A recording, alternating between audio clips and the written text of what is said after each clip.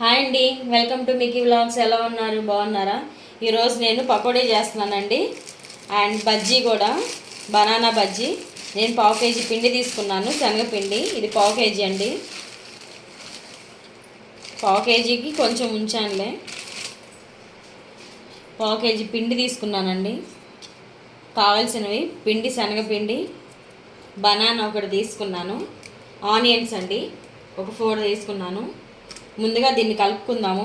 కొంచెం సాల్ట్ వేసుకోవాలి, కొంచెం తగినంత సాల్ట్ వేసుకోండి. ఎక్కువైతే బాగోదండి, చూసి వేసుకోండి. వామ్ అండి లైట్గా వేసుకోండి, ఎక్కువ వేసుకోవద్దు. అసలు వేసామా లేదా అన్నట్టు వేసుకోండి. ఇప్పుడు ఒకసారి ఉప్పు పిండి కలుపుతాము.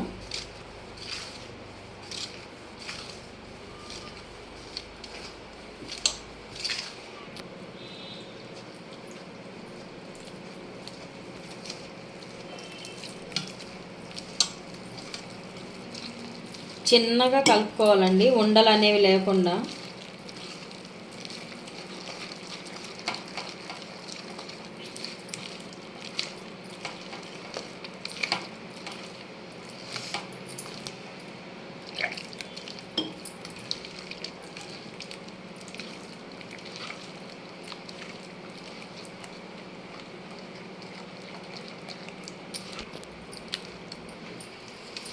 ఇలా ఉండలు అనేవి లేకుండా పిండి ఇలా గట్టిగా కలుపుకోవాలండి. మన ఈ వేలు అనేది ముంచితే ఇలా ఉండాలి, మనకి గట్టిగా ఉండాలి. పిండి మరీ లూజ్ వద్దు, మరీ గట్టిగా వద్దు. ఇలా చూసారు కదా. ఇప్పుడు దీంట్లో కొంచెం మనం ఒక ఆయిల్ వేసుకోవాలండి, పచ్చిదే. 1 స్పూన్ ఆయిల్ వేసుకోండి. ఆయిల్ వేస్తున్నాను 1 స్పూను. సోడా ఉప్పు బదులు నేను ఆయిల్ వేస్తున్నానండి. సోడా ఉప్పు వేస్తే ఆయిల్ అనేది బాగా పీలుస్తుంది. సోడా ఉప్పు వేసినప్పుడు మన బజ్జీలు వేస్తే బజ్జీలో ఆయిల్ ఎక్కువ పీలుస్తుందండి. అందుకే 1 స్పూన్ ఆయిల్ వేస్తే పిండిలో మనకి సోడా ఉప్పు అవసరం లేదు. బజ్జీలు అనేవి బాగా పొంగుతాయి, బాగుంటాయి కూడా. ఆయిల్ కూడా ఎక్కువ పీల్చదు. ఖచ్చితంగా మీరైతే సోడా ఉప్పు వేయకండి, ఆయిల్ పీల్చి అవి కొంచెం క్రిస్పీగా అవుతాయి. ఒక్క 10 నిమిషాలు ఇలా పిండి మనం ఉండలు లేకుండా ఆయిల్ అన్నీ వేసి కలుపుకొని ఇలా ఒక 10 నిమిషాలు రెస్ట్ ఇవ్వాలండి పిండికి. కలిపిన వెంటనే వేయొద్దు. ఒక 10 నిమిషాలు రెస్ట్ ఇస్తే మనకు బజ్జీ పకోడీ అనేవి బాగా మెత్తగా బాగుంటాయి. ముందుగా ఆనియన్ కట్ చేసుకుందామండి.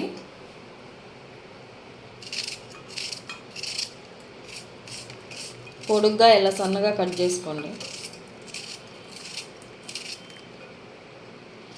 ఇదే పిండి ఫస్ట్ బజ్జీలు వేసుకొని తర్వాత అదే పిండిలో ఆనియన్ వేసుకొని మనం పకోడీ వేసుకుందాం.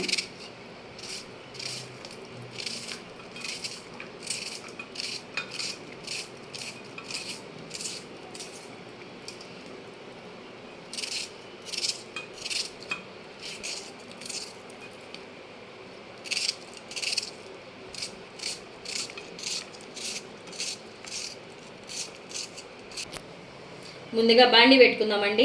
కళాయి పెట్టుకొని ఆయిల్ వేసుకుందాం. ఆయిల్ వేడెక్కాలి. ఆయిల్ వేడెక్కిన తర్వాత మనం బజ్జీ వేసుకుందాం.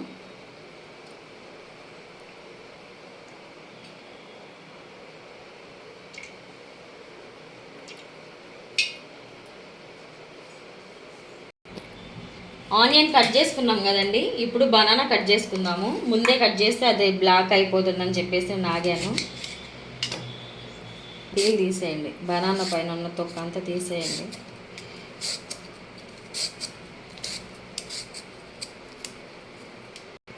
బనానా తొక్క తీసుకున్నానండి. ఇప్పుడు వీటిని సన్నగా కట్ చేసుకున్న బనానా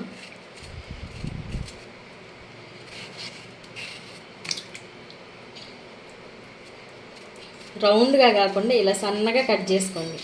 మనకి మిర్చి బజ్జీలాగా వస్తుంది, తినడానికి కూడా బాగుంటుంది, పిల్లలు ఇష్టంగా తింటారు. సన్నగా కట్ చేసుకోండి. ఇట్లా వాటర్లోనే వేయండి, విడిగా పెట్టొద్దండి. అరటిపండు అనేది తొందరగా బ్లాక్ అవుతుంది. వాటర్లోనే వేయండి కట్ చేసి.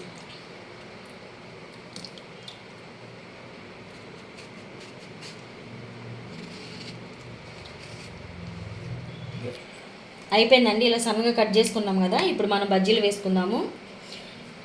మీకు ఇష్టమైతే కొంచెం ధనియాల పొడి వేసుకోండి. నేను ఏదైనా ప్లెయిన్గానే చేస్తాను, ఎందుకంటే టేస్ట్ అనేది మనకి ప్లెయిన్గానే బాగుంటుంది. మనకు కావాల్సిన ఏదైనా అల్లం వెల్లుల్లి పేస్ట్ కానీ ధనియాల పొడి ఇలాంటివి వేస్తే మాత్రం టేస్ట్ పకోడీ బజ్జీ ఆ టేస్ట్ రావండి.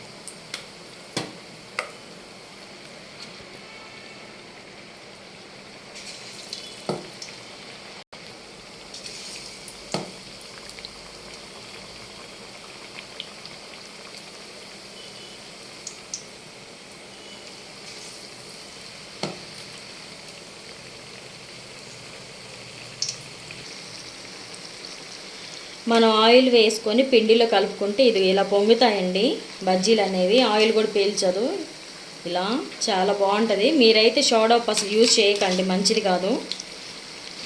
సోడా ఉప్పు ప్లేస్లో ఆయిల్ వేసుకోండి. రెండు వైపులు కాల్చుకోండి. ఈవినింగ్ టైం మన పిల్లలకి మంచి స్నాక్స్ అండి. మంచిగా 4 ఆ టైంకి ఇలా స్నాక్స్ చేసుకొని తిని మంచిగా ఒక కప్పు చాయ్ తాగితే సూపర్ కదా. పిల్లలకు కూడా ఆకలేస్తూ ఉంటుంది. చూడండి ఎలా పొంగాయో బజ్జీలు. ఖచ్చితంగా మీరు ఆయిల్ అనేది వేయండి.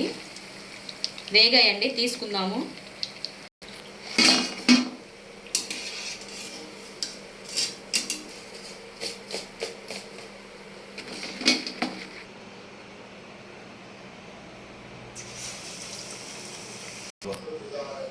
బజ్జీలు వేసాం కదండి, మిగిలిన పిండిలు ఇప్పుడు ఆనియన్ వేద్దాం.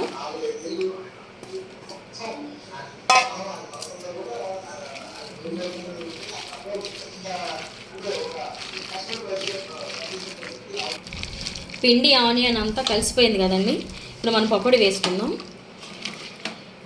మీ ఇంట్లో చిన్న పిల్లలు లేరంటే మీరు పచ్చిమిర్చి వేసుకోండి. మా పిల్లలు తినరండి పాపం, మళ్ళీ పచ్చిమిర్చి నోటికి తగిలితే మంటగా ఉంటే తినరు కదా, అందుకే నేనైతే పచ్చిమిర్చి వేయలేదు. లేకపోతే పిల్లలకి వేసిన తర్వాత మనం పచ్చిమిర్చి వేసుకొని దీంట్లోనే తినవచ్చు సపరేట్గా.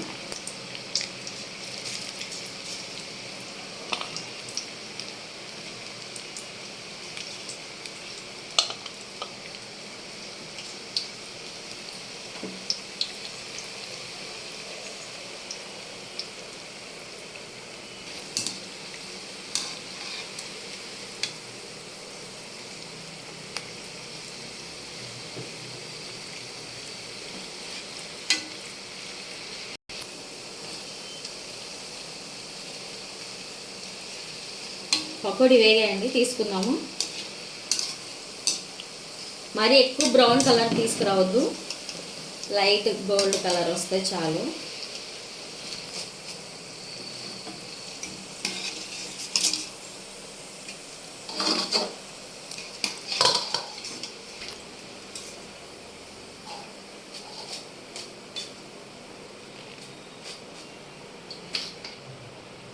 రెడీ అయ్యాయండి బనానా బజ్జీ అండ్ ఆలు పకోడీ.